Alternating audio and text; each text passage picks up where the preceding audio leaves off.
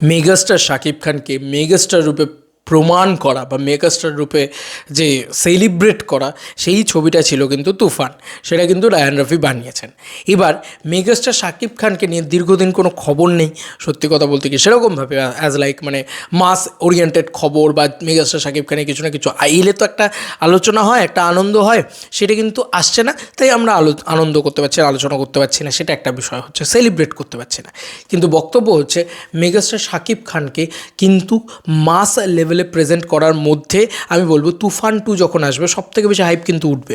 আর আমি জানি না, যতটা শোনা যায় যে বাংলাদেশে কিন্তু পার্ট 2 বানানোটা অতটা ইজি নয়, অনেকটা কিন্তু ডিফিকাল্টিস ফেস করতে হয় নাকি পার্ট 2 বানাতে গেলে।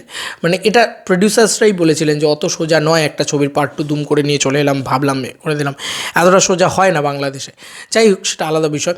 তবে আমি এটাই বলবো যে মেগাস্টার শাকিব খানকে আমি কেন বলছি যে তুফান, কিন্তু তুফানের মতন ছবি কিন্তু শাকিব খানের আরও বেশি করে করা উচিত, আমার এটা মনে হয়। বা শাকিব খান কিন্তু তুফান দিয়ে আসল সেলিব্রেশন বা আসল ফ্যান বেসটা পেয়েছিলেন। আমরা যদি লক্ষ্য করে দেখি, মানে নতুন ফ্যান বেস উনি তৈরি করেছেন কিন্তু তুফান দিয়ে। মানে আমি কিন্তু মেগাস্টার শাকিব খানের কোনো বড় ফ্যান নয়, কারণ আমি কেন মিথ্যা কথা বলবো নিজেকে যে আমি ফ্যান হয়ে গেছি, হয়ে গেছি, না না না না, ऐसा कुछ नहीं है ভাই। আমি ওনার মেগা স্টারডাম দেখে, ওই যে উন্মাদনা দেখে, সেটাকে নিয়ে আমি ভিডিও তৈরি করেছি অবভিয়াসলি।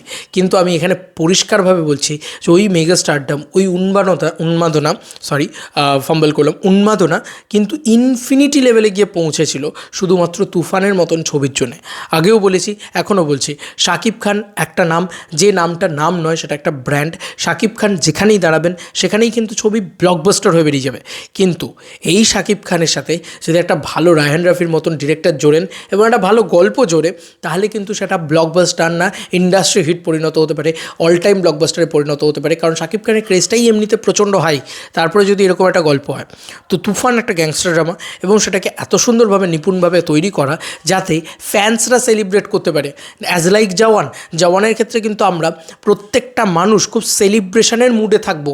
পাঠান কিন্তু আমরা খুব সেলিব্রেশনের মুডে ছিলাম, কিন্তু শাহরুখ খান মানে একটা স্টার, একটা মেগা স্টার, একটা সুপারস্টার, তাকে সেলিব্রেট করার একটা সিনেমা দরকার, তার একটা পজিশন হয়ে গেছে এখন। কিন্তু এই যে আজকে থালাপতি বিজয়ের ছবিটা রিলিজ করছে, এটা কিন্তু একটা সেলিব্রেট করার মতন ছবিই হবে।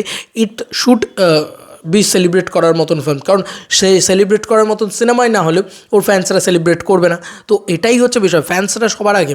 এবং শুধু ফ্যান্স কেন, সাধারণ দর্শকও তো সবাই, অ্যাকচুয়ালি কী হয় না, আমাদের এখানে শাহরুখ খানের সবাই ফ্যান, মানে আমাদের ইন্ডিয়াতে সবাই শাহরুখ খানের, কেউ শাহরুখ খানের হেটার আমি দেখি না খুব একটা ন্যাচারালি। সেরকমভাবেই আমি যদি বাংলাদেশের ক্ষেত্রে দেখি, সবাই তো মেগাস্টারের ফ্যান, মেগাস্টার শাকিব খানের ফ্যান। তো সেইটাকে তো সেলিব্রেট করতে হবে, সেইটা সেরকম ধরনের ছবি রাখতে হবে যে শাকিব খানকে যে as like super hero present করা হয় সিনেমা হলে, ঠিক আছে, যাতে তোমার দেখে এত মজা আসে যে তোমরা পাগল হয়ে যাও। তো এই যে বরবাদ ছবিটা আসছে, সেই ছবিটা নিশ্চয়ই ভালো ছবিই হবে, কেন একটা ছবি নিয়ে নেগেটিভিটি করবো বেকার। বাট ফ্যান্সরা কিন্তু চায় আমাকে ফোন, আমি যখন শাকিব খানকে নিয়ে পরপর কন্টেন্ট করে যাচ্ছি, বাংলাদেশ থেকে প্রচুর ফোন কলস পেয়েছি, তারা তখন আমাকে কিন্তু ওপেনলি বলেছে যে শাকিব ভাইকে কিন্তু আমরা এইভাবে দেখতে চাই। এই যে আমরা যে ছোটোবেলা থেকে শাকিব খানকে এত ভালোবেসে এসেছি, শাকিব খান কিন্তু মাত্র অ্যাকশন হিরোতেই আমরা দেখতে চাই।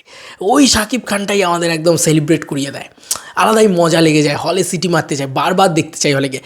তো এইটা হচ্ছে একদম ইয়াং জেনারেশনের বক্তব্য, বা এইটা হচ্ছে কিন্তু শাকিব খানের যে শাকিবিয়ানসদের বক্তব্য। তো কোথাও গিয়ে আমি বলছি না তারা বরবাদকে সাপোর্ট করবে না, ভাই শাকিবিয়ান ওরা ইনফিনিটি লেভেলে সাপোর্ট করতে জানে মেগাস্টারকে, ওরা ওদের স্টারকে ব্লকবাস্টার বানিয়েই ছাড়বে, যেই সিনেমাই আসবে সেটাই ব্লকবাস্টার করে দেবে ওরা। তো ওটাই ওদের পাওয়ার, ওটাই ওদের কী বলবো সাপোর্ট। কিন্তু প্রবলেম হচ্ছে যে এ ধরনের ছবি কিন্তু শাকিব খানকে করতে হবে, মানে এই যে তুফানের মতন ছবি কিন্তু শাকিব খানকে করতে হবে। মানে আমরা যদি শাহরুখ খানের ক্ষেত্রেও দেখি, শাহরুখ খানও কিন্তু, আমরা যদি ডাঙ্কির বক্স অফিস দেখি আর জওয়ানের বক্স অফিস দেখি বা পাঠানের বক্স অফিস দেখি, আকাশ পাতাল ডিফারেন্স পাবো কিন্তু। তো শাহরুখ খানও কিন্তু দ্য কিং, দ্য পাঠান 2, তো এ ধরনের জিনিসপত্র দিয়েই কিন্তু আসছে।